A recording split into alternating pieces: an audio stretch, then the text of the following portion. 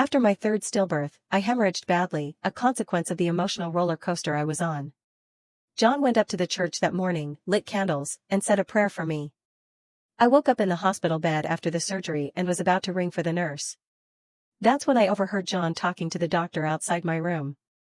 "John, this is your and Sarah's third child. Even the strongest woman couldn't bear losing 3 children. Ashley said she needed a baby's heart for some experimental treatment, and you sacrificed your own children for her? You're insane. I promised Ashley I'd cure her. Once she's better, Sarah and I will have a healthy baby. I'll spend the rest of my life making it up to Sarah, treating her right." My hand trembled as I held on to the bedsheet. So, my children's lives were nothing more than medicine for Ashley. Now that fate had revealed the truth, I wouldn't be fooled by John again.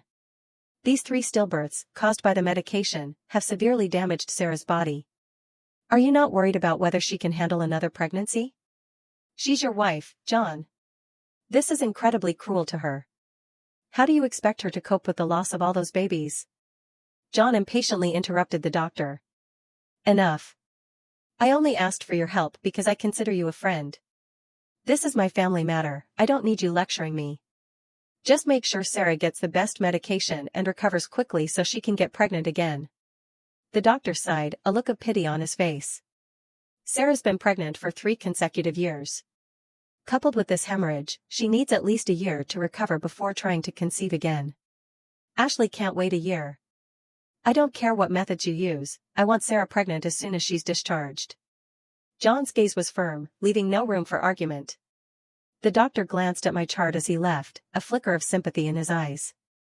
"John, we've all seen how much Sarah has given you over the years. How could you? Forget it. Think it through, John. Don't regret this later. Just go and get the medication ready." John pushed the door open, and I quickly closed my eyes. He placed one hand over the 4-line, warming the cold fluid with his body heat. With his other hand, he held his phone and sent a voice message to Ashley. "Ashley, did you receive the medicine? Take care of yourself. Don't worry about the medicine, I promise to cure you, and I won't break my promise." I fought back the tears. The love I thought I had was nothing but a lie. John's sudden proposal. It was all because Ashley was sick and needed the medicine. We got pregnant soon after the wedding. The checkups were all normal, but then I went into premature labor in the 7th month, delivering a stillborn baby. I was consumed by guilt and grief, and John held me close, kissing and comforting me. "Honey, it's okay. We're young, this baby will come back to us. The most important thing is for you to rest and recover." With his support, I pulled myself together and emerged from the darkness. But a year later, I delivered another stillborn baby in the 8th month. The doctor said I was just unlucky. John pretended to comfort me. He said we would definitely have a healthy baby next time. And now, history had repeated itself. 3 years of guilt, self-blame, and fear. All for a lie concocted to cure Ashley. I slowly opened my eyes. John's concerned face came into view. "Honey, you're awake. Are you feeling unwell? Do you need me to call the doctor? Is your incision still hurting?" This scene had played out 3 times now. John's acting was getting better and better. If I hadn't overheard the truth, I would have been fooled again. I touched my flat stomach. "I lost the baby again, John. Let's not try for another one." Panic flashed across John's face. He quickly pulled a St. Christopher medal from his pocket and placed it in my hand. "Honey, I went to church this morning and prayed for this for you and the baby. It will protect you both. Let's not give up, okay? The next baby will be healthy." I stared into his eyes. "John, my body can't take it anymore." John's expression froze. I suppressed my anger and forced a light tone. "What did the doctor say?" John cupped my face in his hands, his expression earnest. "The doctor said you're fine. We can start trying again as soon as you're discharged. Don't worry, I'll ask the doctor to give you the best medication. Just focus on recovering, don't worry about the baby." He immediately got up and left the room. He didn't notice my body stiffen, nor the disappointment in my eyes. As soon as he stepped out, he made a frantic phone call. His voice carried through the wall. "Didn't I tell you to switch Sarah to the stronger medication? Why haven't you done it yet? We used this medication before, why won't you use it now? She's so weak. I don't care about side effects. I want her to recover immediately, preferably within a week. I lay in bed, staring at the ceiling, tears streaming down my face.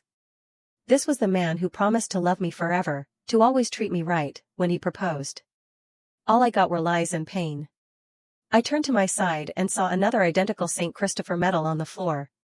Except this one had Ashley's name engraved on the back. So, who was John really praying for at church that morning? Me and the baby, or Ashley's health? John quickly returned with the doctor to change my fore. He thoughtfully helped me sit up, placed a pillow behind my back, and kissed my forehead. Honey, this is imported medication. You'll be better soon. He watched as the medication, full of side effects, flowed into my veins. A gentle, caring smile plastered on his face. I had to admit, he was truly ruthless towards me, without a shred of remorse. While he was gone, I booked a one-way flight out of the country. I filed to have my identity records expunged. For the next few days, he stayed by my side at the hospital, personally washing me, feeding me, and trying every way possible to cheer me up. Even the nurses and doctors commented on how lucky I was to have such a good husband. He was putting on a tireless performance, and I was too tired to expose him. On the day of my discharge, he surprised me with 999 roses to celebrate my homecoming. That night, I had just stepped out of the shower when he eagerly tried to kiss me. I pushed him away before he could go any further. I just got out of the hospital, I need to rest. My rejection caused a flicker of annoyance in his eyes, but he patiently coaxed me. Honey, I asked the doctor today, and he said you're fine. He moved closer again. This time, I pushed him with all my might, catching him off guard and sending him tumbling to the floor. His face hardened. Fine. If you're not feeling well, then forget it. I have work to do. I won't be back tonight. He slammed the door behind him. I put on a coat and went to the study, searching for my documents in the drawers. After finding my passport and ID, I was about to leave when I noticed a single, pristine black book on the otherwise dusty bookshelf. Curiosity piqued, I reached for it. I pulled, but the book didn't budge. Instead, a hidden door in the wall swung open. Inside, a table draped in red cloth stood in the center of the room. 3 glass jars sat on the table. I leaned in for a closer look and nearly screamed, cold sweat drenching my back. The jars contained the preserved bodies of 3 babies, each missing its heart. Were these my children? Once I calmed down, I noticed strange red symbols painted on each jar. I took pictures and posted them online, asking for help identifying the symbols. I blurred the images of the babies' bodies before posting. Several replies quickly appeared. Those look like binding runes, usually used to trap the souls of evil people, preventing them from finding peace in the afterlife. I just asked my spiritual advisor, and they said it's a spell to trap lost souls. Some people do this after harming someone, out of fear of retribution. Reading the replies made me tremble with rage. John had cursed his own children. He was truly evil. Was he afraid for himself, or was he afraid of Ashley facing retribution? John didn't return until the following morning. He had someone with him. Sarah, long time no see. Ashley peeked out from behind John, flashing me a playful smile. John explained. My parents said they missed Ashley, and we were having a family dinner tonight, so I thought I'd bring her along. As if afraid I'd misunderstand, he added, I was working late at the company all night and just picked her up this morning. Ashley and John had grown up together. It was understandable that his parents wanted to see her. Don't worry, I didn't overthink it. It's getting late, let's go. Seeing I wasn't angry, John visibly relaxed. John opened the passenger door for me, but Ashley quickly slid into the seat. Sarah, I get carsick easily, I can't sit in the back. She gave me a challenging smile. Since John didn't object, I climbed into the back seat. I kept my eyes closed during the drive. Ashley and John reminisced about their childhood, effectively excluding me. At dinner, John's parents were cold towards me because of the 3rd stillbirth. The accumulated resentment finally erupted. I excused myself and walked out to the garden. I took off my wedding ring and tossed it into the pond. Ashley suddenly appeared beside me. Sarah, it must be hard, not being able to give John a child after 3 years. You know, premature babies aren't always stillborn. I saw one once, alive. Its eyes were beautiful, just like yours. Too bad it never got to see its mother. Enough. I raised my hand, not even touching her clothes. But she fell into the pond. Before I could react, John had jumped in and pulled her out. He turned on me, his voice filled with fury. Sarah. Are you crazy? What did you do to Ashley? You know she's not well. Were you trying to kill her? Ashley clung to John, her voice weak. I was just trying to comfort Sarah because she lost the baby. I didn't expect her to push me into the pond. Don't blame her, she's just grieving. John's face was ice cold. Sarah, apologize to Ashley right now. I looked at him, a bitter laugh escaping my lips. Apologize? I think you two are the ones who should be apologizing. Don't you know how I lost my babies? A flicker of panic crossed John's eyes. The doctor said it was just bad luck. You can't blame us just because you lost the babies. Hearing the commotion, John's parents rushed over. She can't even continue our family line. Why are we even bothering with her? We shouldn't have stopped you from being with Ashley in the first place. Who knew she'd be so frail? Quickly, take Ashley inside to change. She can't catch a cold. I watched them leave, my teeth clenched in anger. I walked out of the house and hailed a cab. A few minutes later, John texted me. Don't take what happened tonight to heart. I was just putting on a show. Ashley caught a bit of a chill and needs to stay here to recover. I'll stay here for a few days too, to keep my parents company. My parents aren't really mad at you. They just want a grandchild. Just buy them some gifts in a few days and they'll be fine. They wanted a grandchild, did they? I would make sure they received a gift they would never forget. John didn't come home for the next 3 days. I threw away everything in the house that belonged to me, or reminded me of him. Before boarding my flight, I called John. Ashley answered, her voice deliberately lowered. Sarah, John's making me some soup. He's busy. So, it seems you've figured it out. But there's something you don't know. I've been fine for a while now. I fed those babies' hearts to the dogs. There's no such thing as a heart-based cure. It was just a joke, I never thought he'd actually believe it. Before I could respond, John took the phone. Honey, I was busy. What's up? The metallic taste of blood filled my mouth. John, I have a gift for your parents. It'll be delivered shortly. Honey, you're the best. I hung up, removed the SIM card from my phone, and tossed it aside. I turned and boarded the plane. John went back to fussing over Ashley's soup. He reminded the maid to deliver the gift I sent to his parents. Moments later, their horrified screams echoed through the house. What is this? John, get over here. Look what Sarah sent. John rushed into the living room. Water stained the floor, and chunks of unidentifiable flesh lay scattered amidst shards of broken glass. A foul odor filled the air. The confusion in John's eyes slowly morphed into horror, his face draining of color. He turned to the trembling maid. Sarah sent this? Where is she? Ma'am, didn't come. A delivery guy left it at the door. John's panic intensified. He frantically dialed my number, only to be met with the automated message that my phone was switched off. Ashley tugged at his sleeve. Her voice soft, she said, John, don't be mad at Sarah. She's probably upset about you blaming her the other day, so she sent this to gross out your parents. I'll have someone clean this mess up. She turned to the maid. Get rid of this garbage. It's disgusting. Don't touch it. John flung Ashley's hand away. She fell to the floor, her eyes welling up with tears. John, oblivious, walked towards the mess.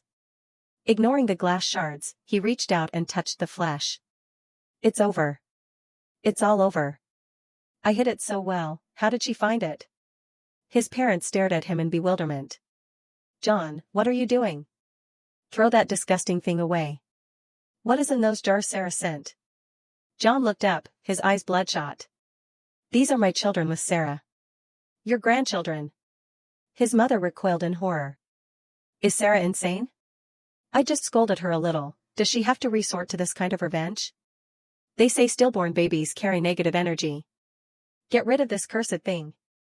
John remained motionless, consumed by fear and regret. His assistant rushed in, handing him an envelope. Mr. Anderson, this is from Mrs. Anderson. It was delivered to the company. I couldn't reach you by phone, so I took the liberty of bringing it here. A flicker of emotion crossed John's face. He took the envelope, his hands trembling almost imperceptibly. He tore it open. 2 divorce papers, bearing my signature, fell to the floor. John looked up sharply, his eyes blazing. Find Sarah. Now. I need to see her. His frantic demeanor startled the assistant, who quickly dialed my number. The automated message played again. Mr. Anderson, maybe you should check at home? The return address on the envelope is your home address. Perhaps Mrs. Anderson is waiting for you there? Maybe she just saw the remains and is in shock? You're right. Maybe she just saw the jars, maybe she doesn't know the whole truth. There's still a chance. John grabbed his car keys and sped off. He floored the gas pedal, running countless red lights. He burst through the front door, only to find the house empty. All traces of me were gone. She knows. If she didn't, she would have confronted me, not just left. His assistant arrived, his face pale. Mr. Anderson, I checked Mrs. Anderson's flight records. The flight, it seems to have disappeared. Off radar, hasn't landed. The blows kept coming, leaving John breathless. He gripped his assistant's shoulders, shaking him violently. Are you joking? How can a plane just disappear? The assistant showed him a news report on his phone. This is the flight Mrs. Anderson was on. I checked the airport security footage, I saw her board the plane with my own eyes. Mr. Anderson, please calm down. No news is good news. Maybe there was a technical issue, maybe they'll land safely soon. John's hand slid off the assistant's shoulders. All the strength seemed to drain from his body. Tears streamed down his face as he shook his head helplessly. Don't try to comfort me. If it's missing, it's either crashed or been hijacked. Either way, Sarah, she's gone. It's all my fault. If I hadn't hurt her, she wouldn't have left. I killed her.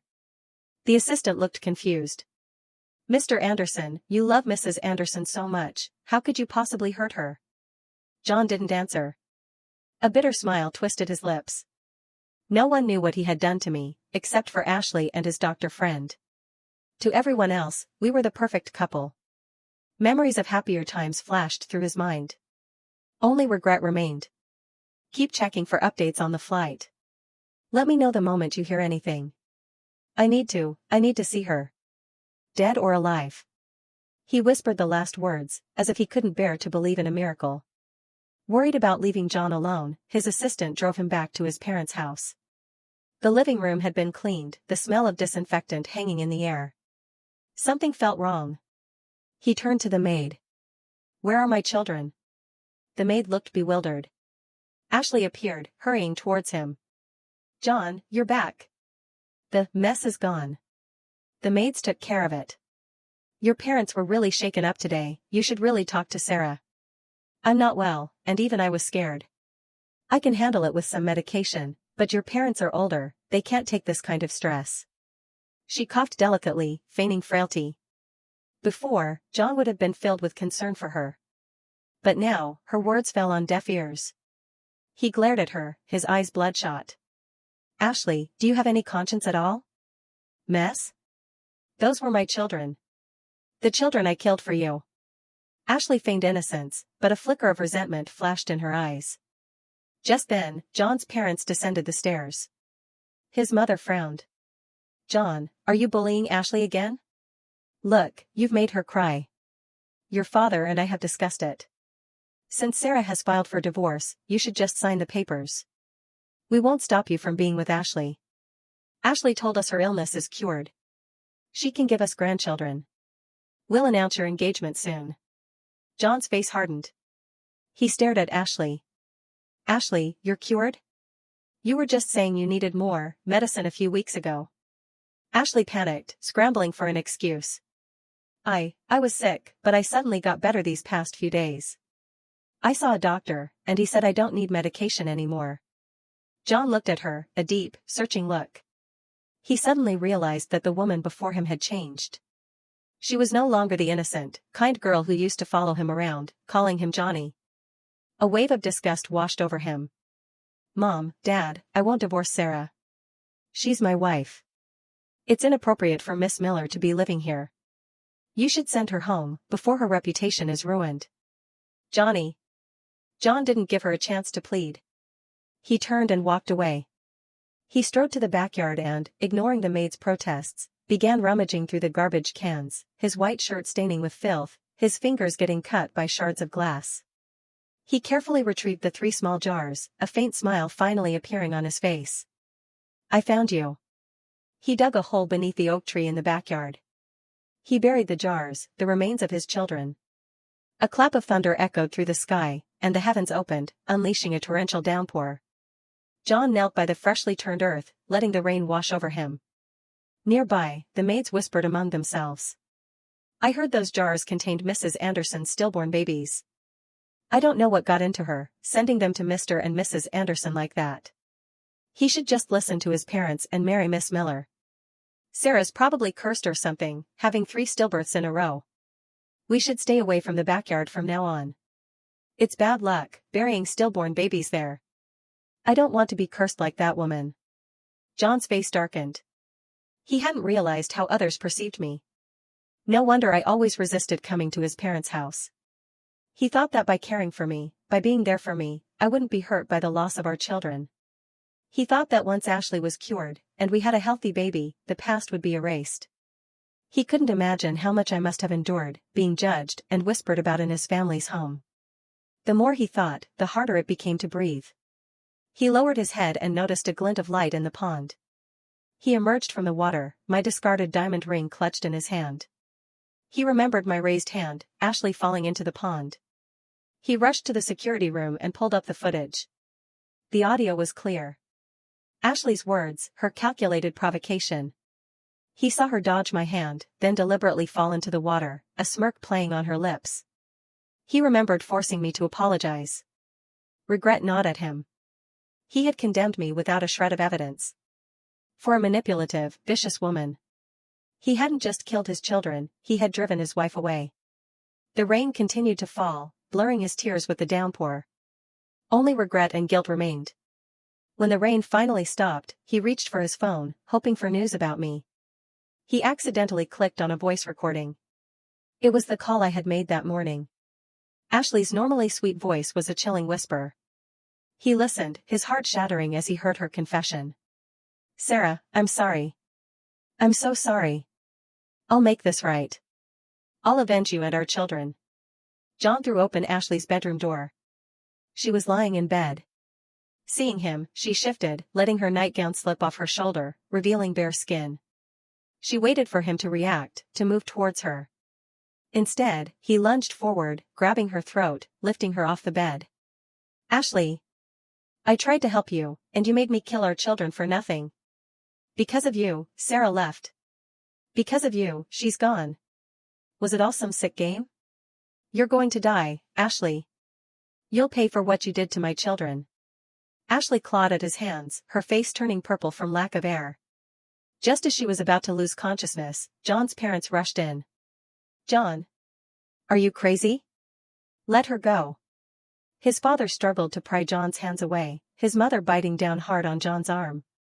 John cried out in pain and released his grip. Ashley collapsed on the floor, gasping for air. John's father slapped him hard across the face. "What has gotten into you?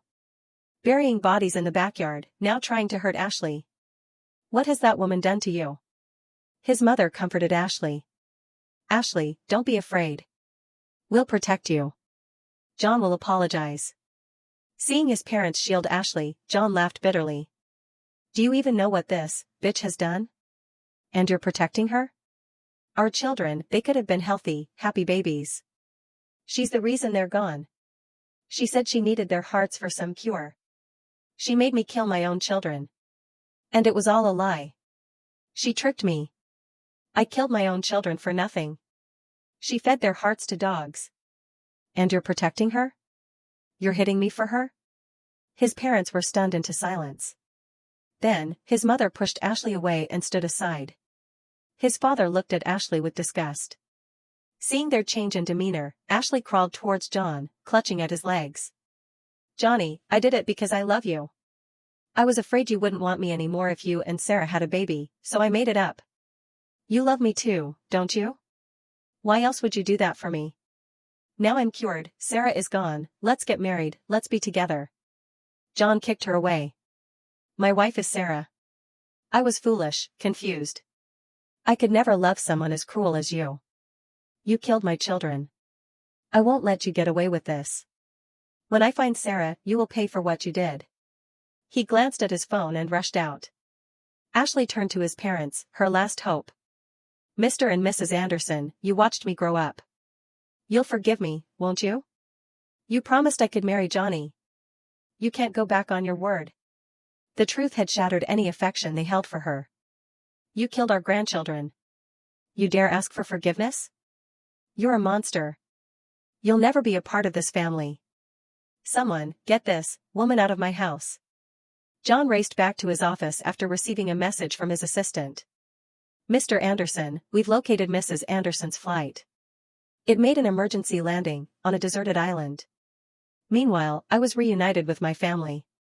They had vehemently opposed my marriage to John, seeing the unhealthy dynamic between him and Ashley. But I was blinded by John's sweet words and had even said hurtful things to my parents. Disappointed and heartbroken, they had emigrated. But when they learned about what I had endured, their anger turned to concern. The emergency landing on the deserted island was their plan. A way to protect me from John. My mother's eyes filled with tears when she saw me. Sarah, you've lost so much weight. Back at their home, she saw me remove my wig, revealing patches of hair loss. She noticed the raw scratches on my arms. She broke down, sobbing. The medication's side effects had caused my hair to fall out in clumps. My skin had been covered in an itchy rash, keeping me awake at night, driving me to scratch until I bled. I wiped away her tears. Mom, I'm back. I'm safe. I'll listen to you from now on. I won't go anywhere. I'll see a doctor tomorrow. They'll fix me. She pulled me into a hug. Sarah, you've suffered so much. My father turned away, wiping his own eyes. My mother took me to the hospital the next morning. The doctor said the medication had severely damaged my body, but thankfully, I had stopped taking it in time. Continued use could have led to cancer. With proper treatment, I would recover. My parents kept me busy, showering me with attention and small gifts. I knew they were trying to distract me, to keep my mind off John. I didn't try to forget him. But I realized it had been a long time since I had thought about him. Until one day, a news alert popped up on my phone. John was offering a huge reward for information about my whereabouts. He called me his missing wife. He had written a lengthy, heartfelt plea, declaring his love for me. People came forward with false leads, lured by the money. John investigated every single one. He had traveled the world, searching for me. Fearful of being recognized, I quit my new job and stayed home. I wore a mask and hat whenever I went out. I saw the articles praising John's devotion. It was laughable. He was the one who had hurt me, who had driven me away. Now that he was free to be with Ashley, he suddenly declared his undying love for me, putting on a show of heartbroken devotion. I thought I would never see him again. But one afternoon, as I sat by the lake, there he was. I quickly pulled up my mask and lowered my hat. But it was too late. He had seen me. He froze. Sarah? I turned and fled. He blocked my path, his eyes red-rimmed with disbelief. I lowered my voice. You've mistaken me for someone else. He shook his head stubbornly. You're Sarah. I know it's you. Don't lie. I'd recognize you anywhere. He reached for my mask, but I stepped back. John, we're over. He seemed not to hear me. Sarah, do you know what this past year has been like? I've missed you so much. I don't want to hear it. I cut him off. I don't want to know anything about you. Sarah, it was Ashley's fault. I would never have hurt our children if she hadn't lied to me. He showed me a video on his phone. Ashley was on her knees, covered in bruises, her head bowed. I'm sorry, Sarah. I'm so sorry. Please forgive me. I was greedy. I lied to John. I killed your babies. Please, have mercy on me. I won't do it again. The whip cracked against her skin, and she screamed. The video ended. John looked at me, his eyes full of hope. Sarah, I know I hurt you. What do I have to do to make you forgive me? I've punished Ashley. I truly regret what I did. If I could go back, I would never hurt you or our children. Please, give me another chance. Let me make it up to you. I looked at him, my expression cold. Forgive you? How can I forgive you for killing our children? Why don't you and Ashley just die? The thought of my lost babies made my blood run cold. I had felt them move inside me, their tiny kicks against my hand. John had placed his head on my stomach, feeling their movements, listening to their tiny heartbeats. We had chosen names together, dreaming of their future. And he had killed them again and again, sacrificing them for a lie. His own flesh and blood. And he hadn't felt a shred of remorse, not a flicker of hesitation. Seeing my unwavering resolve, he knew he would never have my forgiveness. Sarah, I'm sorry. I walked away without another word. A few weeks later, I received a package from the U.S. The signed divorce papers. And a bank card, a hefty sum, John's attempt at restitution. The next time I heard about him was a month later. He had stabbed Ashley to death, carved out her heart, and fed it to stray dogs. His company's stock plummeted. His father had a heart attack and was hospitalized. His mother's hair turned white overnight. They said that during his trial, John went insane. He said 3 ghosts were haunting him, constantly asking why he had killed them. He heard their voices day and night. Some said he was faking it, trying to avoid prison. Others said it was karma, his dead children seeking revenge. In the end, he was declared insane and institutionalized. His family hired priests to perform exorcisms, the only times he found any peace. The truth, at this point, didn't matter. John's doctor friend sent me a message. I'm sorry, Sarah. I'm complicit in what happened to you. You heard us talking that day in the hospital, didn't you? I heard you in the room, but I didn't tell John. I was selfish, cowardly. I couldn't bring myself to tell you the truth, but I didn't want you to be deceived any longer. I've resigned. I'll be spending the rest of my life providing free medical care in rural areas, trying to atone for my sins. I put down my phone and continued lighting incense, whispering a prayer. May my 3 babies be reborn into loving families. That night, I dreamt of 3 beautiful children, waving goodbye. They said they didn't blame me. They wanted me to be happy. The end.